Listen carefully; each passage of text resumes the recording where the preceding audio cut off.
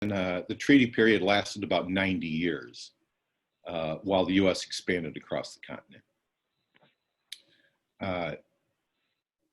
The most famous treaties, and I think when most people think of U.S. Indian treaties, are the land cession treaties, where these sometimes really vast territories were transferred from indigenous control to the U.S. But in fact, these 390 treaties included trade agreements and peace treaties and military alliances, the whole range of international diplomacy that you'd expect to find among nations.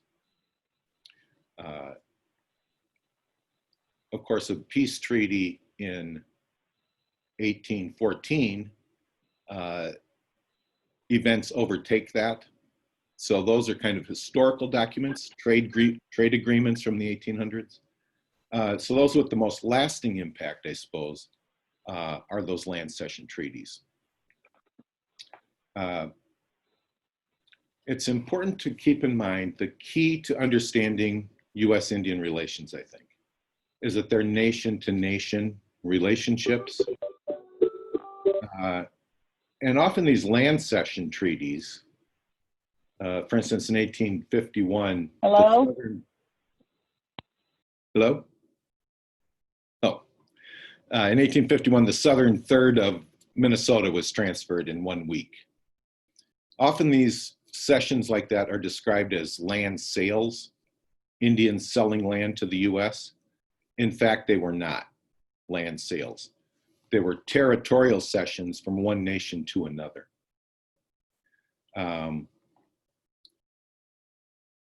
And there was also something more profound going on in the treaties than who owns southern Minnesota or who controls it. The most profound thing about these land cession treaties is that they changed how people relate to the natural world. And maybe I will read a little from my book, which is called The Relentless Business of Treaties. And this is trying to get to the fact that it wasn't just a regime change happening when this land changed hands. It was this more environmental relationship that was changing. Individuals have a great capacity for complex relationships with the natural world. The landscape is our home, and home life is always complicated. It provides sustenance, inspiration, and entertainment. It shapes our transportation and commerce. But from these many possibilities, societies are structured on specific relationships with the natural world.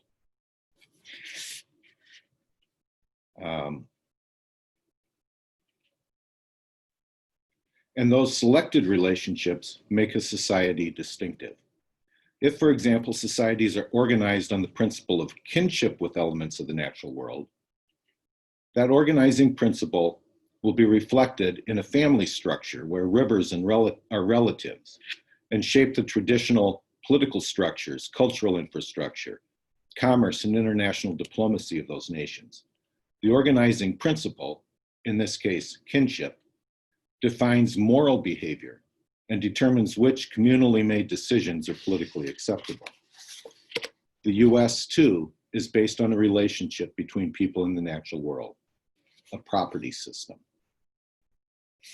And you could argue, and it would be hard to argue otherwise, that the U.S. is essentially a property system. And that relationship to the natural world kind of affects all of our relationships to some extent. So what was happening in a land cession was essentially a conflict between, will the landscape we live in be a relative or will it be a commodity? And in those treaties, often even in the land cession treaties, indigenous nations retain the right, their sovereign right, to relate to the natural world in the way that they always had. That wasn't an individual relationship to the natural world, that was a national cultural relationship that was retained in treaties.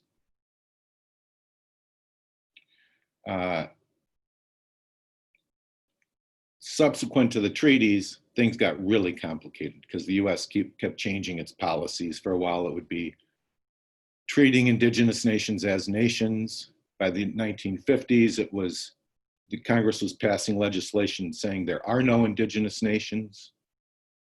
In the 1820s, the Supreme Court said that indigenous nations were domestic dependent nations, depending on the US.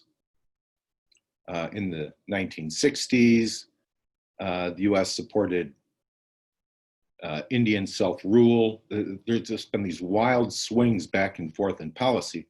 So it's really hard to even ask a simple question about US-Indian relations, much less come up with a simple answer. How many treaties were there? About 390. There are no simple questions about US-Indian relations. So in about 2008, the Humanities Center got funding from the state legislature to work with Minnesota Indian Affairs Council. They decided what they wanted to do was create an exhibit about US Indian treaties. And they brought in the Smithsonian Museum of the American Indian because they're really experts at creating installations. So I was on the design team. We'd meet every couple of weeks for a year and kind of shape the thing. And then I was fortunate enough to travel with someone from Indian Affairs Council to talk to a lot of the tribal leaders and tribal citizens. Just a great experience. But the Smithsonian kept hammering on this one point. It was, yes, you have these 20 huge panels. You again? What happened? You can put a lot of information on 20 huge panels. But it's so complicated, this history of US Indian treaties, that you really have to focus on one thing.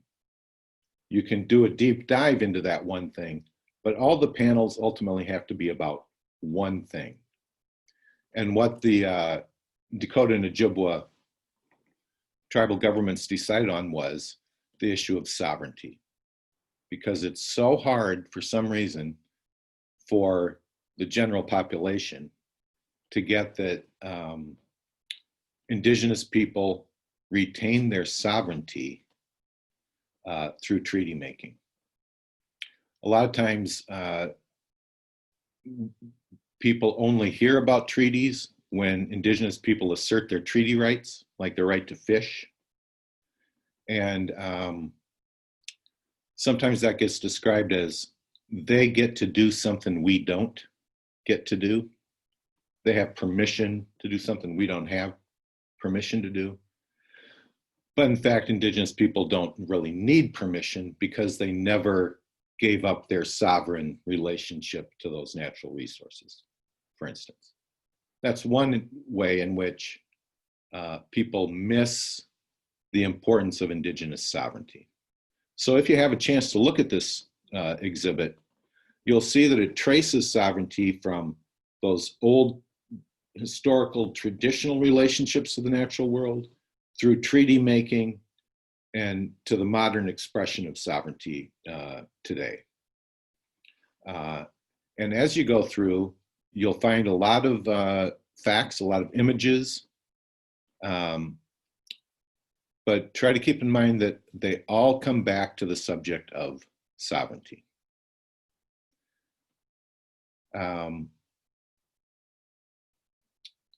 And it surprises some people, I think, to realize that the treaties are still in effect. Because if you know one thing about US Indian treaties, it's that the US broke all the treaties.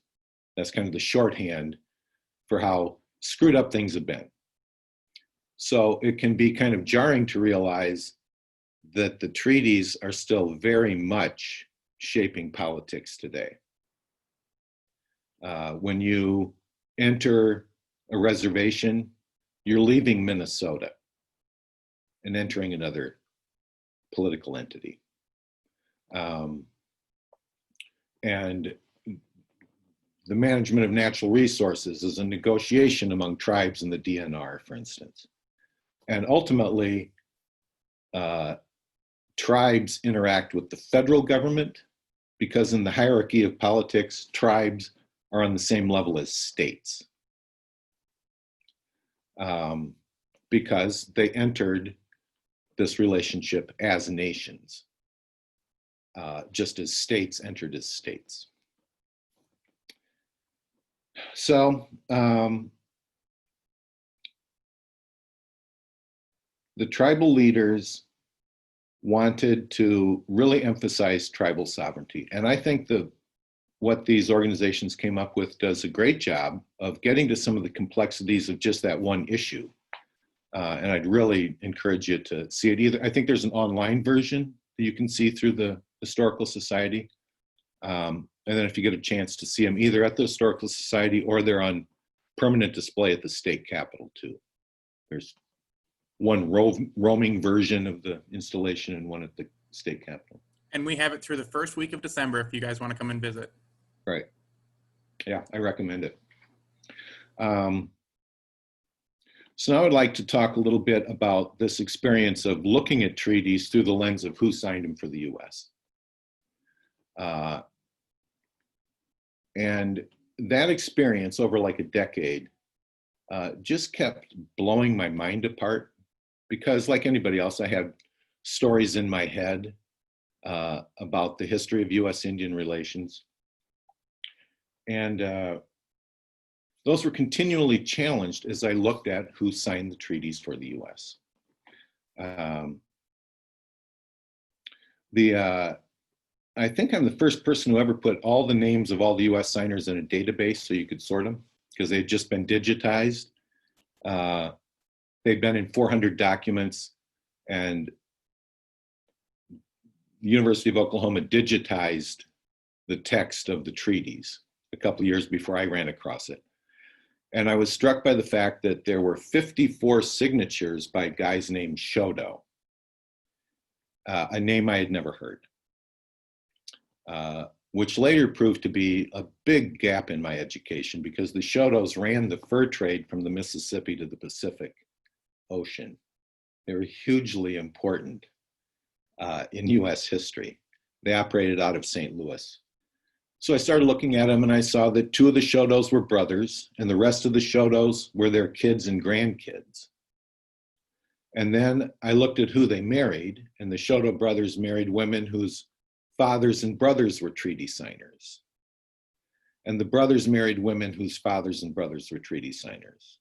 And the Shodo kids married treaty signers or women whose fathers and brothers were treaty signers, and their kids were, and after like, I don't know, it took me 2 months just to track down who the Shodos were. And I thought, what if they are all related to each other? What if all 2,300 guys who signed treaties with between the US and indigenous nations were related to each other?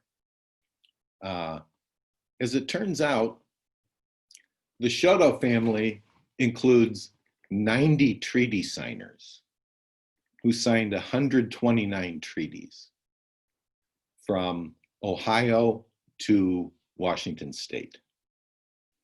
And they are really influential in US Indian affairs. But it quickly became apparent that the real power networks weren't family networks. A lot of money flowed along family lines.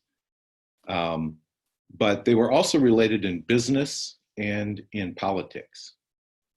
So I spent 12 years tracking down those networks, and that's eventually the Historical Society in St. Paul asked if I wanted to write a book about it. So I did that a couple of years ago. So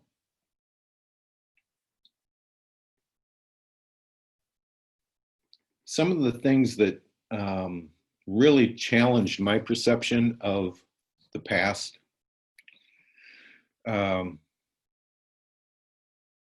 guess I thought before I started looking at this that westward expansion was done for the benefit of the little guy. That the US government went out and acquired indigenous land because there were like cobblers and saloon keepers in Boston who wanted to farm in Wisconsin. And so the US would get that land and then move people out, and then late in the game created the Homestead Act so people could go out and get farmland. And I was really quickly disabused of that notion. And it occurred to me that the system we live in now spread across the continent through US Indian treaties. And so when you're looking at what went down in these large land cessions, you're looking at how the system operates today. This is the origin of the system we live in. And it occurred to me that if the federal government decided it wanted to acquire the southern third of Minnesota today and move all the farmers who live there out, give them a tiny bit of money, and then sell that land to, say, nail salon operators in Boston, you wouldn't think, I bet they're doing that for the benefit of those nail salon operators. You would just assume that this was a huge real estate development deal with political connections. And that is in fact what happened in all of these land cessions. Before the Revolutionary War was even over, land speculators basically took a huge role in the US government, the fledgling government, and the only plan for funding the US when the country began was acquiring indigenous land and selling it to the highest bidder. And that was the funding plan for the United States. They couldn't really raise taxes because of the revolution and all the tariffs were going to the states. So the one funding mechanism to fund the federal government was selling Indian land. So there was a rush to acquire Indian land as cheaply as possible. And that land speculation, and then the government would sell like 6 million acres of New York to one company, like the western fourth of the state of New York. At one point, 4 corporations bought Alabama. These were huge land deals. Some of them proved to be fraudulent because that's what happens sometimes when huge corporations get in cahoots with politicians. But these were really major land deals. And the direct beneficiaries were the land speculators. Eventually, the people they sold the land to sometimes benefited. And that's the part of the story we tell, how great it turned out for the people who bought land, not necessarily from the government, but from the land speculators. The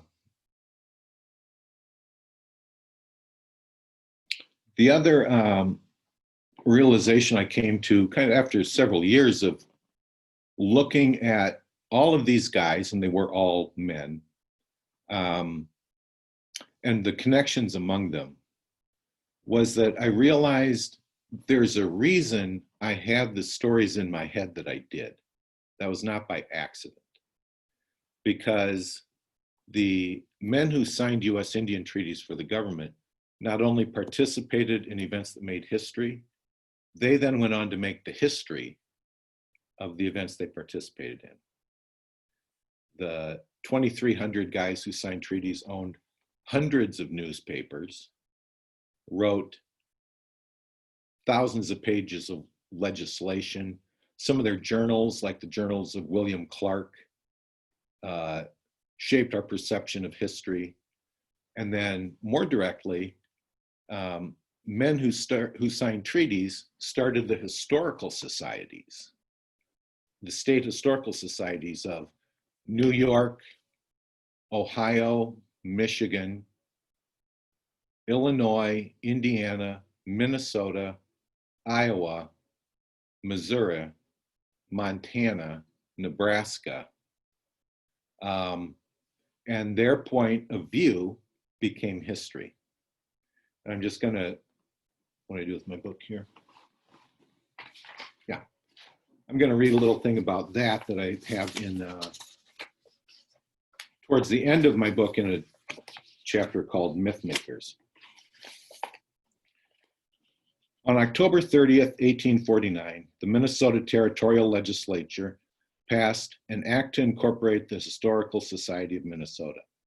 Quote, "The object of said society shall be the collection and preservation of a library, mineralogical and geological specimens, Indian curiosities, and other matters and things connected with and calculated to illustrate and perpetuate the history and settlement of said territory."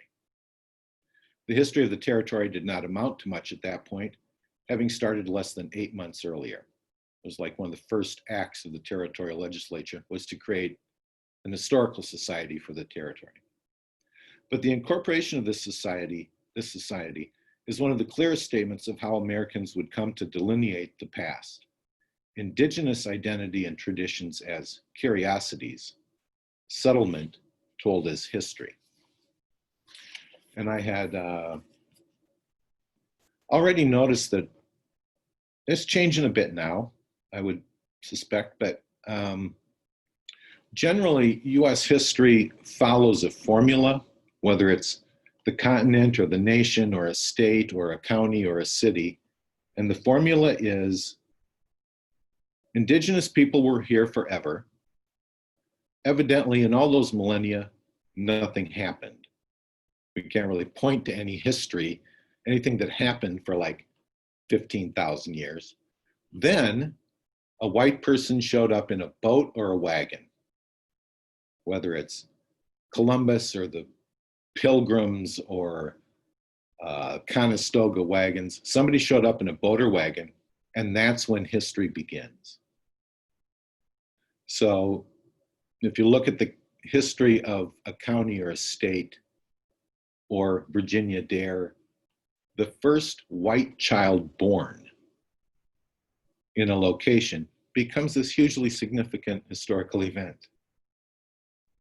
And all of these narratives serve to eliminate most of the history of where we live. And that's that indigenous presence that was there for millennia before the arrival of colonialists and continues to this day.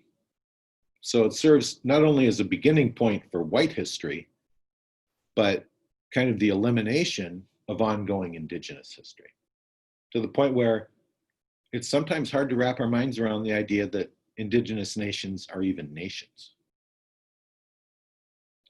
when in fact they retain their national sovereignty through treaty making, and that's still very much in effect.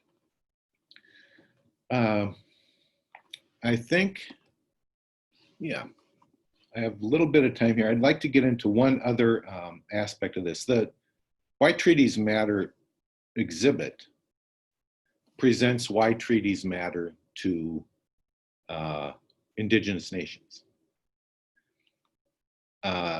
When I started researching this, I thought, I'm at this cultural fault line where indigenous nations met the US. And because I'm not indigenous, what I'm going to do on that fault line is turn back and look at the system I was raised in and see how that looks from the edge. And I have a couple of reasons that treaties matter to US citizens in addition to the citizens of indigenous nations. I'm just going to kind of close with talking about two of those. One is this policy called the Doctrine of Discovery. I don't know if you're familiar with it, but in 1823,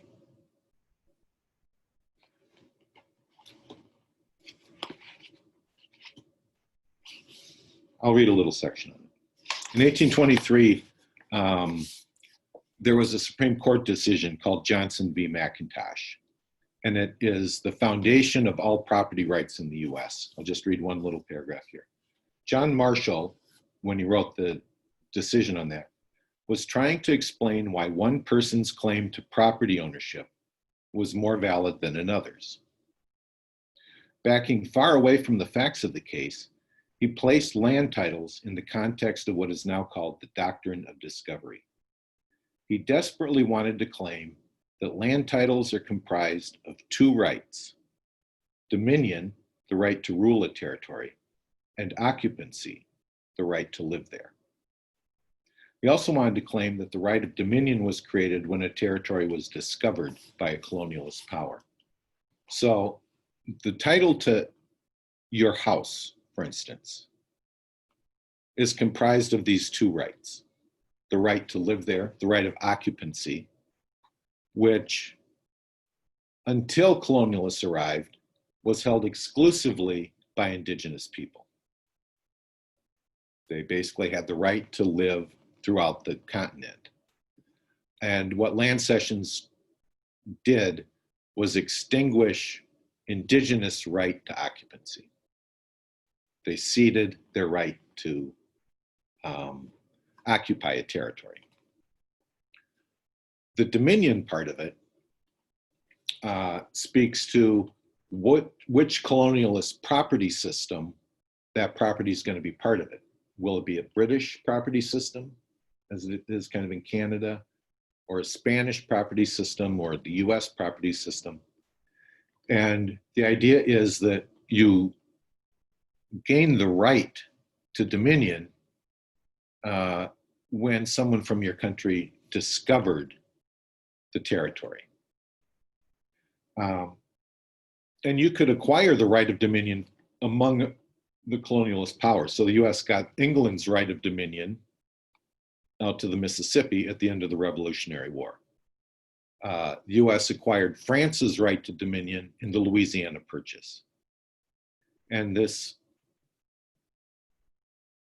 called up this vague memory I had when I was in grade school, and I learned that the US bought basically the Midwest from France.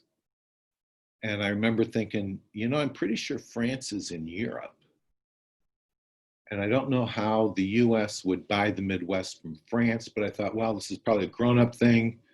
Somebody will get back to me later, like maybe in high school. Nobody ever did. And I realized just in doing this research, it really hit home that the US was not buying the Midwest from France. It was buying the right of dominion from France, which gave the US the exclusive right to make treaties with indigenous people and acquire land through land cessions. And in fact, if you look at the Louisiana Purchase, it's a fairly short little document. It says it requires the US to abide by all the treaties that the Spanish and French had signed with indigenous nations. And the US was much more aggressive about then acquiring the right of occupancy to that land. So consequently, when the US acquired dominion and through a land cession required occupancy rights, then that was the perfect or perfected title, and it could grant that land or keep it or sell it, give it away. And it was those initial transfers from the government to individuals or corporations that made that land property. So basically the title to every bit of real estate, public or private, in the US goes back to a treaty at which Aboriginal occupancy rights were extinguished. And if you look at the abstract to your house, it goes back to the first person who bought it from the government. That's the boat or wagon beginning, because the last thing that happened before that history began was an Indian treaty that's cut off and not part of the history of that place where we live. And then the last thing I'll mention is because sovereignty is so much a part of the why treaties matter exhibit, is the idea of a domestic dependent nation. It was in talking to some tribal leaders that I got a new spin on what that phrase means. In 1831, the Supreme Court said that from that point on, indigenous nations, while still nations, would not be on the same par as a colonialist nation. They would be domestic dependent nations, a phrase that John Marshall just made up out of whole cloth because he needed this concept. And when I had heard that phrase, a dependent nation, I always thought of it as like a kid is dependent on a parent, kind of this unequal power balance being the most salient feature of the relationship, dependency. But in fact, what that refers to is that in ceding their land, the U.S. Agreed to depend on the goodwill and honesty of the U.S. It isn't who does the indigenous nation depend on, it's what is the nation depending on from the U.S. And so it's like this canary in the coal mine thing. As, you know, dominant culture or just citizens of the U.S., we have this measure of how honest and trustworthy our government is by looking at the status of indigenous nations, because their existence is in part dependent on the integrity of the U.S. You know, politics always are in turmoil, but this integrity is at the center of U.S.-Indian relations. And so it's kind of a bellwether of how honest our government is. And I think I'll leave it at that. I got to almost 40 minutes here. And enjoy having a conversation if we could.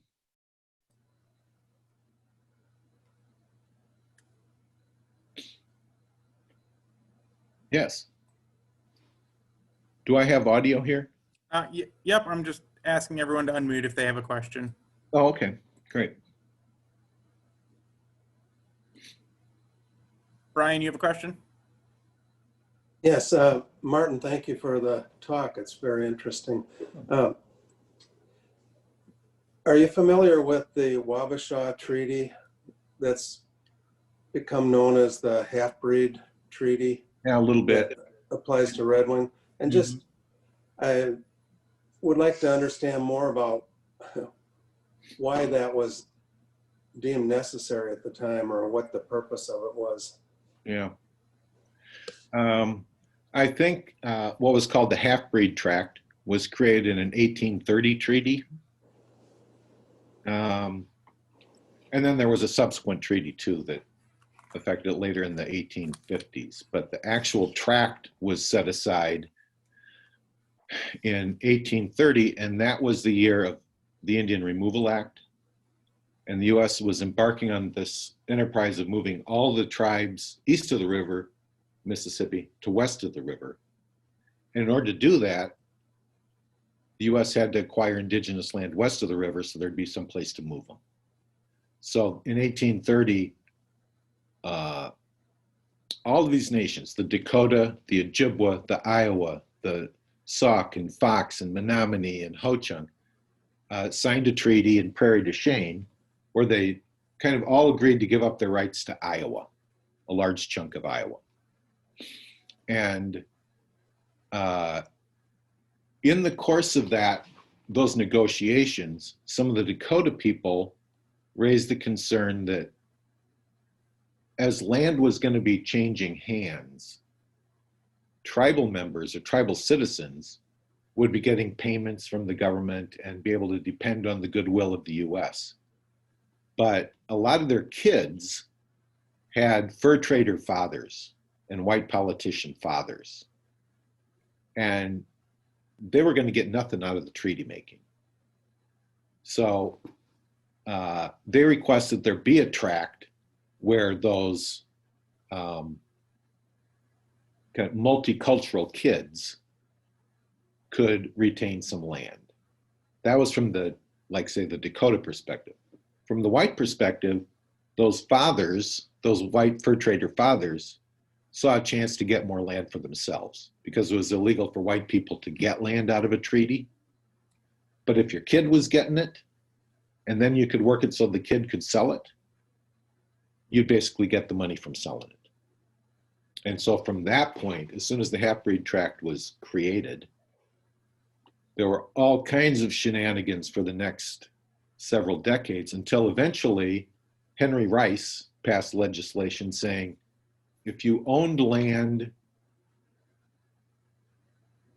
there were several of these tracts around the country, but if you owned public land anywhere in a tract like that, you could trade it for land anywhere else, public land. So people who owned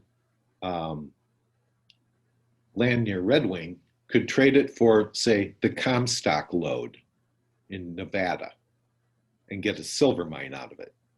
There was all kinds of trading and speculation based on that tract of land. But it was, again, it depends on which side you're looking from, what the goal of establishing that tract was. Taking care of our relatives, another way to get some land. And that's kind of the story of U.S. Indian relations, basically. There is a guy named Bill Milliken, whose hair is even crazier than mine. When we get together, it looks like a hobo convention, but he knows so much about the use of that public land. And I think he's going to come out with a book on it in the next couple of years, that and how public land around Minnesota was used to create fortunes. So look for that. Because I've looked at just who signed all the treaties in the continent, my knowledge on the ground of what happened in a specific treaty is kind of limited, except that the people who signed that treaty in 1830 were the Shodos and William Clark and all their relatives. There were probably like a dozen people who were related to William Clark who signed that treaty. It's a very tightly knit power structure, you know. And Minnesota politicians were there too. Hope that helps. What do you know about it? Anything? Well, the tract that we're talking about was a tract that started at Hemanicha Barn Bluff in Red Wing, and it went inland. Can't quite remember, maybe Paul will refresh my memory, but like 15 miles or something like that. And then it went parallel to the Mississippi River, and it ended at a location, well, and then came back to the river at Wabasha. And, you know, so we have, I was the city planner in Red Wing, and we have all these, we have several properties that way back when had a description in their land description that had this funny angle in it that applied to the line that was created in the half-breed tract, Right. called the half-breed line, and it goes, you know, from Barn Bluff through Memorial Park and further into Goodhue County. Right. Right. My, I don't know if you knew Fran Smith. She lived in Red Wing for a long time. Was my mother-in-law, and she was Dakota. And one of the famous stories of her family is that she and some friends had a couple cocktails and decided to go down to the city council and demand that half-breed tract lane or whatever the street was change have the name changed, which happened. It was an easy fix, you know, nobody really cared. But yeah, it's strange to see how those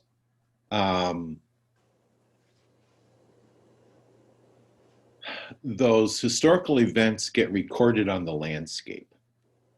You know, like Goodhue didn't sign a treaty, but so many of the counties are named after treaty signers: Scott and Ramsey and Sibley and Morrison. There's scores of counties just in Minnesota that are named after these guys. And the fact that you can point to a part of Minnesota and say, this was the half-breed tract. It's just in how we label where we live. There's so much of this legacy just right under the surface. So much history that you can get to just by looking at, yeah, there it is. Yeah.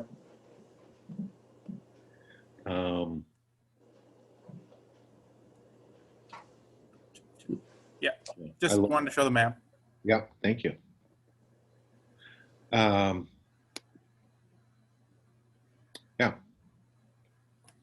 My mind always goes to place names because whenever, like, I drive around St. Paul and I look at the streets and it's like, treaty signer, treaty signer, treaty signer, treaty signer.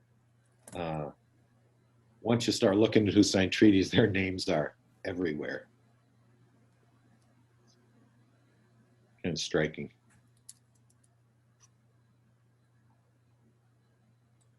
Any other questions from anyone else?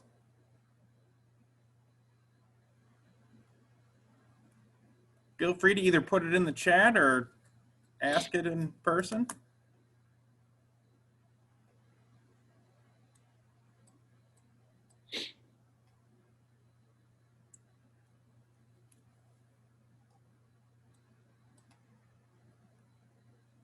Looks like no one else has any questions.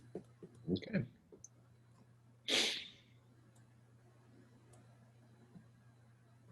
Well, I wanted to thank you, Martin, for coming to speak today. I learned a lot. And if you guys are interested in coming to see the exhibit, please do. We have it through December 1st or 2nd, I believe. Also, there's an option. You can see it online as well. If you just look up Why Treaties Matter, it'll throw you to a site and you'll be able to see all the exhibit panels as well as all the videos that are accompanied with the touch panel. That is what comes with the exhibit. Well, thank you so much. Enjoyed it. Thanks a lot. We finished? Yeah, I think we're set. If no one else has any questions. Okay. All right. Thank you everyone for joining us today. You bet.